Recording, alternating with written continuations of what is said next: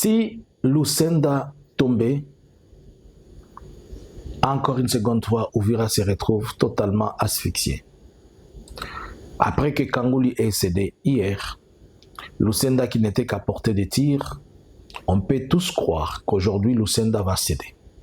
Et vous le savez, Lucenda c'est à moins de 25 km de Baraka. Bonjour, bonsoir.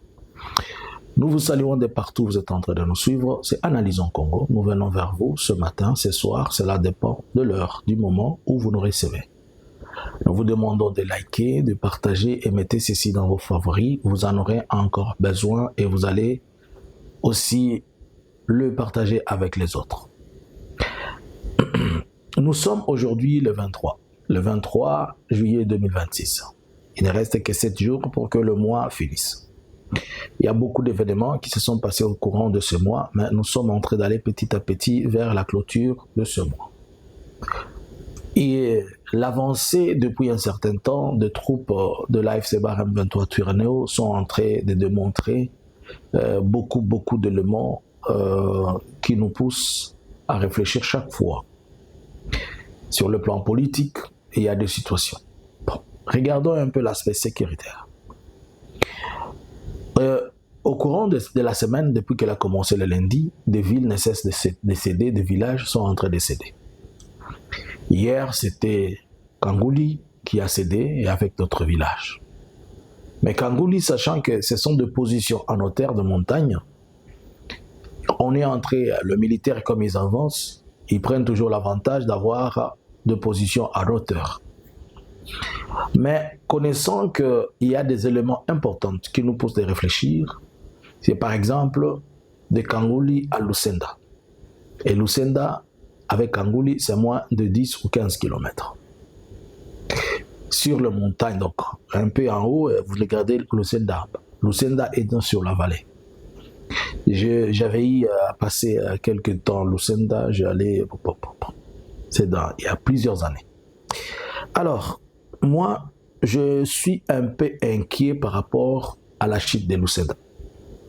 Au cas où Lucenda cédait.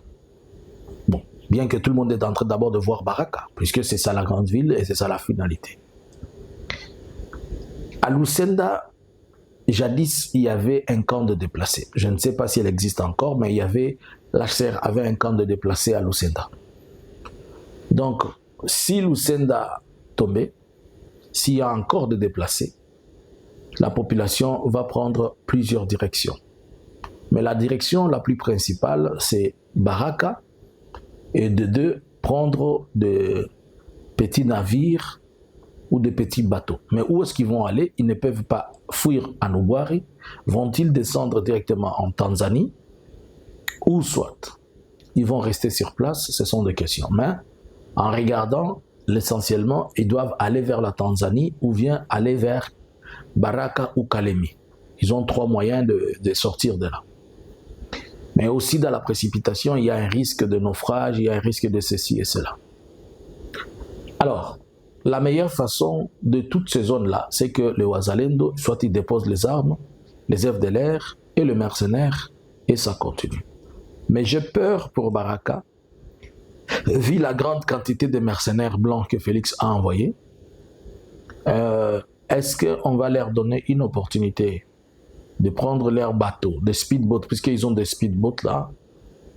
Vont-ils le prendre pour entrer? Vont-ils prendre les avions? Ou bien les autres, on va les arrêter? Ou comment? Point d'interrogation. Alors, pourquoi je dis que Uvira va être asphyxié? Je vous explique. Lucenda, de même que Uvira, depuis Kamanyola, on est sur la route nationale numéro 5. Et la route nationale numéro 5, vous savez qu'il y a eu le retrait des troupes à la fois de gouvernement et c'est de l'AFC Barkhane M23, et ils se sont retirés. Et ils ont laissé une buffer zone, une zone tampon. Déjà, avec cette zone tampon, elle crée un ralentissement des activités. C'est-à-dire, bien que les camions vont, ils rentrent, tout ça, ça crée un ralentissement des activités. C'est pour dire que cette zone-là, bon, disons, de ces côtés, l'afflux ou bien le trafic, bon, il peut être encore à 60-80%, puisque les gens, quand même, ça va et ça rentre, mais avec le Keba-Keba. Alors, ça fait qu'une route est déjà contrôlée par l'AFC Barème 23 et par le gouvernement. Nous avons l'entrée du côté de la frontière de Gatumba avec le Burundi. Mais si vous quittez Uvira, vous arrivez à Mboko, et de Mboko, vous prenez Makobola, vous avancez vers le Nundu, et vous arrivez plus tard vers Lusenda. Et si vous regardez très bien, d'Uvira à Baraka, on est dans les 89, quelque chose comme ça. À partir de Lusenda, c'est presque 70 ou 75 km d'Uvira. Mais il faut comprendre que Lusenda, c'est le dernier verrou qui autorise et qui permet que le trafic sur cet axe pour ravitailler Uvira se maintienne. Puisque, à part la voie lacustre, on se ravitaille aussi. Uvira envoie de marchandises vers l'axe de Baraka, vers tout cet axe, en passant par là jusqu'à Baraka, Misisi, et les autres foncent jusqu'à Kalemi. Et ceux qui sont à Baraka, ils prennent le produit de première nécessité, les produits vivrières, et Lusenda, ils envoient à Uvira. Donc, il y a un échange commercial entre ces routes-là. Mais si maintenant on bloque Lusenda, c'est-à-dire le trafic sur Uvira va être ralenti. Ainsi donc, ce qu'on peut espérer de recevoir de cette zone-là, momentanément, ça va être compliqué. Mais ça n'affecte pas seulement Uvira, puisque ça affecte aussi tout le trafic et les commerçants qui sont à Bujumbura. Et après qu'on ait pris Lusenda, les gens qui sont dans l'île d'Ubwari, ils commencent à être tantôt plus tôt. Pour dire que de là à Baraka et le reste, c'est déjà foutu pour le Burundi. Donc, Lusenda à la fois, d'abord il faut comprendre que c'est dans les territoires de Fizi, Lusenda c'est dans les territoires de Fizi, et la population majoritaire qui est là-bas, c'est les Babembe, ils parlent le Kibembe, et il y a un chef coutumier là-bas, qui a une administration locale, tout ça. Mais alors, et tout autour, il y a beaucoup de Wazalendo qui essaient de faire la loi comme ils peuvent, pour dire que les civils qui vont aussi tomber là-bas, beaucoup vont être des Wazalendo. Alors, est-ce que on pourra s'en sortir facilement? Moi, je pense que si on veut, comment je peux dire, si on n'arrive pas, si on veut que Uvira respire, il faudrait que l'on fasse vite aussi tomber Baraka et que les trafics reprennent bien que Uvira est toujours entre les mains du gouvernement. Mais alors, dans ce contexte, Uvira devient isolé. Mais Uvira respire encore administrativement à cause du territoire, à cause de Mwenga Centre. Puisque ceux qui sont en Mwenga administrativement, ils envoient les rapports de ne sais pas quelles que les taxes et consorts, ils envoient ça. C'est l'administration d'Uvira qui gère ça. Comme c'est l'administration d'Uvira qui gère ça, le jour où Uvira va perdre Mwenga, il va aussi totalement être... Alors, comme je suis en train d'expliquer là, c'est-à-dire tous ceux qui quittent Baraka, tous ceux qui quittent Lusenda, comme revenus mensuels, revenus journaliers pour l'administration publique d'abord, bloqués. Pour ce qui est de l'aspect militaire, vous savez que les ravitaillements de la FRDC, ils descendent par... Ils ont fait de Baraka une base logistique et physique, ou c'est une base pour le repli stratégique. C'est pour dire que les militaires qui sont à Fizi, ils ne peuvent que avancer si Baraka est ouvert. Alors, si il est ouvert, et Lusenda. Dans ce sens-là, c'est-à-dire les militaires qui sont à Uvira n'auront plus de ravitaillement, ne seront plus appuyés, ils vont se contenter de la base arrière du Burundi. Et la base arrière du Burundi a des problèmes, puisque le Burundi ne veut pas aussi faire beaucoup de mouvements pendant ce temps, puisqu'on est en train de l'observer. Autre chose, toutes les montagnes surplombant Uvira, comme je vous avais dit, elles sont cernées. Hier, il y a eu quand même un mouvement important dans les hauts plateaux, encore. Un drone CH4 a fait un tour du gouvernement. C'est-à-dire les drones qui étaient à Kamina. Je vous avais dit la fois passée qu'il y a eu les postes de station de drones qui étaient en train d'être fixés à Kamina. Donc ces drones-là ont commencé à voler. Donc on risque encore de se retrouver dans cette histoire des dronages. Encore il va y avoir des dégâts humains trop importants. Est-ce qu'on va donner à Uvira un moyen de souffler sur le plan logistique? Quand je parle de plan logistique, je suis en train de parler des questions militaires. Puisque maintenant, tous les militaires qui sont à Uvira vont faire la guerre où? Ils ne peuvent pas aller dans les hauts plateaux, puisqu'on les observe comme ça. Et on est en train de les entourer. Ils ne peuvent pas avancer, aller vers Fizi, puisqu'on les a coupés, tous les tronçons depuis point zéro, on a coupé leur avancée. Et si on coupe Lucenda et Baraka, puis il reste ici à côté. De l'autre côté, dans l'axe qui vient vers Bukavu, c'est avancer vers Sangue, vers Kamanyola, là-bas, c'est coupé. Donc, les militaires FARDC qui sont dans cette tronçon-là, depuis Kamanyola, jusqu'à arriver à Mboko, Lucenda, ils sont compactés. On les observe sur la montagne, et on a la suprématie sur la montagne. Sur l'axe venant à Bukavu, on les coince. Sur l'axe sortant de Baraka, ils sont coincés. Batikali Nanzela Moko, soit Bakoti na bazui, mutu bazui bateau, soki makambo epeli moto bazui bateau, bakoti na bazui bateau ya kokende wapi, Kalemi. Mais baroki kokende pe na bateau na Kalemi te, puisque s'ils prennent le lac, les autres sont le long du lac. S'ils sont à Lucenda, quand ils vont prendre Lucenda, ils vont prendre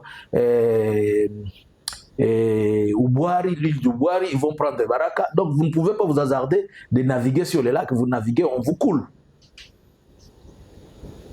Est-ce que tout l'état-major d'Uvira va déménager à Bujumbura? Les militaires FARDC qui sont à Uvira là, tous vont-ils déménager pour aller s'interner chez Ndayishimiye? Une question. Nous avons dit hier, nous apprenons que Félix le 27, il va à Bujumbura. Le 27, il sera à Bujumbura. Et le 15, il sera au Togo, sur Mansabise.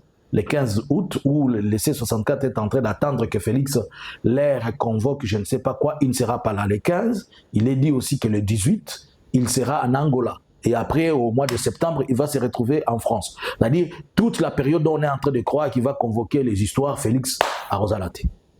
Bon. Est-ce qu'il va ce dimanche voir Ndayishimiye pour discuter, puisque peut-être Ndayishimiye l'a appelé pour lui dire « j'en peux plus », on ne sait pas. Nous allons essayer de fouiller avec nos contacts dans différentes ambassades pour essayer de savoir ce qui se passe et ce qu'il y a. Mais par ailleurs, pour le moment, je vous dis que Lucenda devient un sérieux problème sur le plan sécuritaire, économique et humanitaire pour ce qui est d'Uvira. Donc, ne soyons pas étonnés que dans 2 semaines, une semaine, que Uvira commence à avoir des problèmes de certains denrées alimentaires. Vous savez qu'il y a certains produits qui quittent là-bas, puisque bien que Uvira a les lacs, mais il dépend aussi des autres. Et maintenant, autre élément important, aucun mouvement de navires ne va quitter Kalemi pour venir. Et tout ce dont ils avaient, le ciment qui venait de Kabimba, là, ça ne va pas descendre. Le produit qui quittait Kalemi pour venir à Uvira, ça ne va pas descendre. Le produit qui quittait Uvira pour monter à Kalemi, ça ne va pas monter. Qu'est-ce qui va se passer? Est-ce que vous allez prendre le bateau pour aller à Dar es Salaam et puis de Dar es Salaam, vous allez à Kalemi? Est-ce que ce bateau-là sera autorisé peut-être en passant, faisant comme s'il passe par Bujumbura, par Rumonge, de Rumonge, et puis il va à Dar es Salaam? Ça va être un grand contour. Au lieu de faire 6 heures c'est combien? Uvira et Kalemi, c'est quelque chose comme 8 heures, ou je ne sais pas, 8 heures peut-être, puisqu'on sort le soir, on arrive le matin par bateau. Ça va être long, la route va être longue. Alors, à la fois des problèmes ici économiques, des problèmes sécuritaires, à la fois des problèmes militaires, à la fois des problèmes économiques et sociaux pour la population. Et le plus grand perdant, comme vous savez, c'est le Burundi dans cette situation. Le plus grand perdant, c'est le Burundi. Puisque si Ndayishimiye n'a plus accès au port de Kalundu, si Ndayishimiye n'a plus accès à l'île d'Ubwari, si Ndayishimiye n'a plus accès à Kalemi, c'est foutu pour lui. Au port de Kalundu, puisque c'est de là où il reçoit les carburants. Et si on occupe Lusenda et Baraka, ces navires-là qui viennent déposer les carburants auront peur, il se dit, peut-être on va nous couler. 2. Puisque dans cette zone-là, si on vous coule, on accuse, c'est les FARDC vont dire non, ce n'est pas nous, c'est les M23, M23 dit ce n'est pas nous. Donc il y a risque qu'un drone coule les gens là-bas. 2. Comment le Burundi va faire pour ravitailler ces militaires qui sont dans cette zone à partir de là? C'est qu'il va leur demander tous d'aller vers Kalemi. C'est pour dire que le Burundi va évacuer tous ces militaires vers Kalemi et il va chercher comment commencer à les assister à partir de Kalemi. Vous comprenez? Bon, et s'ils rentrent vers Kalemi, les FARDC eux-mêmes, ils veulent déjà replier vers Kalemi. Puisqu'ils sont en Fizi, ils sont en train d'attendre. Je vous dis que dans ces 2 jours, s'il y a une avancée seulement, Lusenda Baraka, on va avoir un très grand mouvement qui va créer un grand panique à Kalemi, puisque beaucoup de militaires vont retourner. Il faudrait peut-être qu'on aille dire aux militaires, au lieu de rentrer sur Kalemi, qu'ils prennent la route de Nyuzu, ils font comme s'ils sont en train d'aller vers Kamina. Peut-être vers l'axe qui va vers Kamina. Peut-être pour éviter que Kalemi ne soit sous tension avec la présence de plusieurs militaires. Mais déjà, elle sera sous tension puisqu'elle doit recevoir le militaire burundais. Les militaires burundais ne peuvent pas aller combattre au Kamina. Ils doivent rester tout autour, puisque leur objectif, c'est de rester tout autour de leurs frontières et la ceinture. Et les FDLR vont être poussés. Donc la situation, elle est un peu compliquée. Il faudrait que, à la fois, certaines personnes se décident, mais ce que moi je pense que l'avancée de la FCVR M23 va créer beaucoup d'effets majeurs, des dommages collatéraux, ça on n'en parle pas, mais on garde l'œil ouvert, on est en train d'observer et savoir ce qui va se passer. Selon vous, quels sont les potentiels scénarios? Quels sont les scénarios que vous pouvez faire par rapport à ça? Analysons un peu la situation ensemble. Quels sont les scénarios de votre côté que vous pensez? Au cas où ce que je viens de vous expliquer, Lusenda tombe. Il ne faut d'abord pas regarder Baraka, regardons seulement Lusenda, puisque si Lusenda tombe pas, donc Lusenda va tomber, pas si, il va tomber déjà. C'est-à-dire Baraka aussi, bye bye. Regardons seulement, focalisons-nous d'abord sur Lusenda, puisque Baraka va partir. Les mercenaires là ne vont rien faire. Les FARDC ont refusé de se battre. Les FDLR qui sont là, ils vont résister après un temps, ils vont partir. À vous les claviers. Que pensez-vous? Bonjour, bonsoir. Analysins Congo subscribers.